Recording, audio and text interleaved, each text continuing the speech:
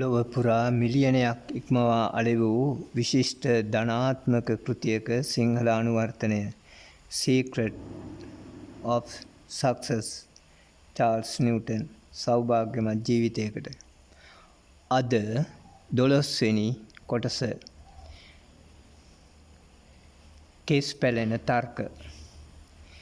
එක් කරණවෑමියෙකු කිසියම් සුළු වරදක් සඳහා උසාවිය වෙත පමුණුවන ලදී. නඩුකාරුන් වහන්සේ කරණවෑමියාගෙන් මෙසේ ඇසුවේය. ඔබ වෘත්තීය කරණවෑමියෙක්ද?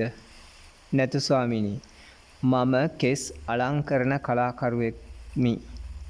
නඩුකාරයා කට කොනකට සිනහවක් නගාගෙන මෙසේ කීවේය.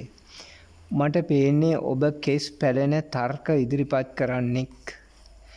මෙබඳු කෙස් පැලෙන තර්ක ඉදිරිපත් කරන්නන් සමාජයේදී අපිට බහුල වශයෙන්ම දැකිය හැකිය. තම වරද වසා ගැනීමට, අන්‍යයන් හෙලා දැකීමට, මහාන් තත්ත්වයේ රැක ගැනීමට මිනිසුන් කෙස් පැලෙන තර්ක ගෙන හැරපාති. මේ ලෝකයේ මිනිසෙකුගේ මුවින් ලෙහෙසියෙන් පිට නොවන වචන තුනක් ඇත. ඒ මට වැරදුනා යන වචන පෙළයි. අපි නිතරම කියන්නේ, දකින්නේ අන් අයගේ වැරදිය. ඔබට වැරදුනා කියන්නට අපි බහුතරයක් දෙනා මහත් කැමැත්තක් දක්වන්නෙමු.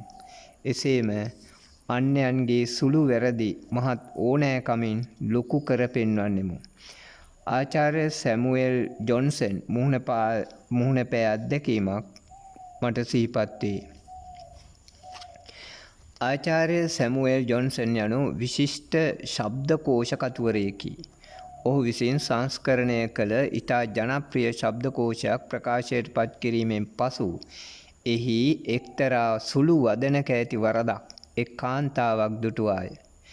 ඇය මේ සුළු වරද කොතෙක් ගණන් ගත්තාද කිවහොත් ඇය ආචාර්ය ජොන්සන් සොයා ඔහුගේ නිවසට ගියාය.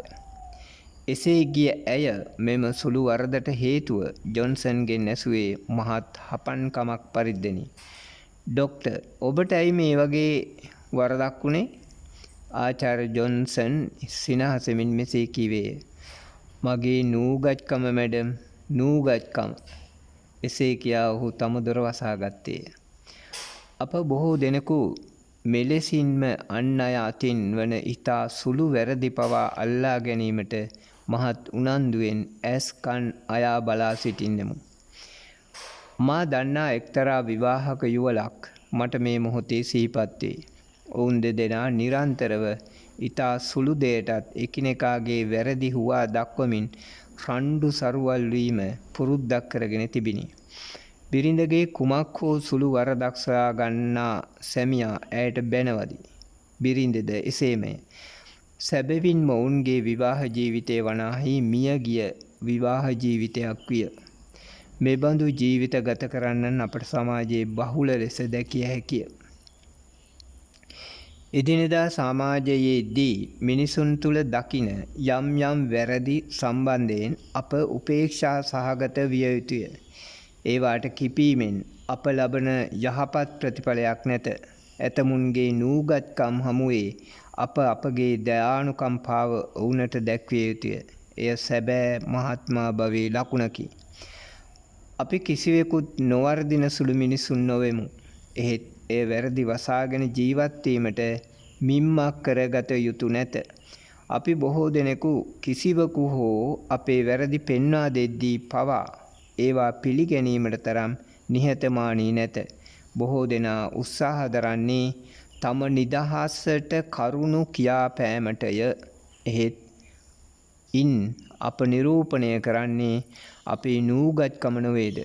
එක් ජනප්‍රිය පුද්ගලයෙකුගෙන් මිනිසෙකු මෙසේ ප්‍රශ්නයක් ඇසීය. ඔබේ ජනප්‍රිය භවයේ රහස කුමක්ද? මං කවුරුන් හෝ මගේ අඩුපාඩුවක් පෙන්වා දුන් විට ඔහුට ස්තුතිවන්ත වෙමි. මගේ එම අඩුව නිවැරදි කර ගැනීමට වෙහෙසෙකිමි. බහුතරයක් දෙනා හුරු වී ඇත්තේ සුළු දෙයටත් රණ්ඩු සරුවල් කර ගැනීමටය. ඉන් අප කේවල් කරගන්නේ අපේ ජීවිතයයි.